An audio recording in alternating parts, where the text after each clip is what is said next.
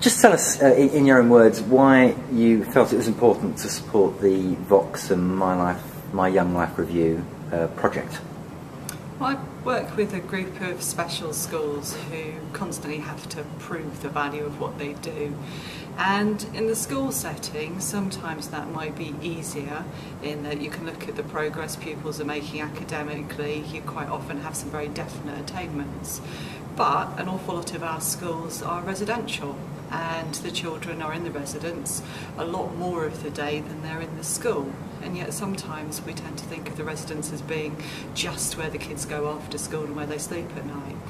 And we know it's clearly a lot different to that children get a huge amount through being with other children, having what we refer to as a 24-hour curriculum, but we don't often have a really good way of capturing that. And I wanted to find a way of looking at outcomes that didn't strip out the really interesting things that make people want to work in our sector, that make parents think our sector's a good place to be. And it really struck me that the My Young Life reviews were a great way of getting people to think about outcomes without reducing it to some joy-sapping questionnaire.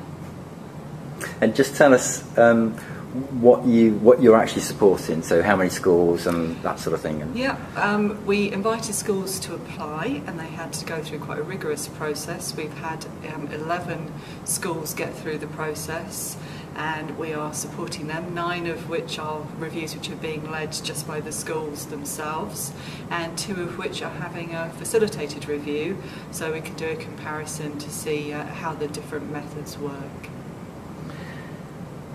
And we're halfway through the process. What do you hope this will achieve? What's your personal outcome for this project and the wider school community and residential community? I think if I think about within our community of schools, I'm really enjoying seeing people in residential roles taking on a project that's got real strategic impact across the whole organisation. That they're the ones who are getting up and leading it. They're the ones who are saying to their senior managers, these are the things we really want to look at. And I think that that hasn't always been the case, that people in the residential setting play as active a role in the school leadership and management. So within the schools, that's something that I'm already seeing in the pilot schools, and I hope that that's something that gives confidence to other heads of care, other residential workers, that it's something that they can do as well. More widely, I hope it's going to show the really strong focus that our schools have on outcomes for young people and the outcomes that matter to them. It's all too easy to think, yep, I can tick this box, this young person has been to the shop 5 times this year, that's a real achievement in terms of community engagement. Well, we don't always stop and think, was that what that young person actually wanted? Would it have been more of a difference in their life if you'd worked on finding them a really good friend?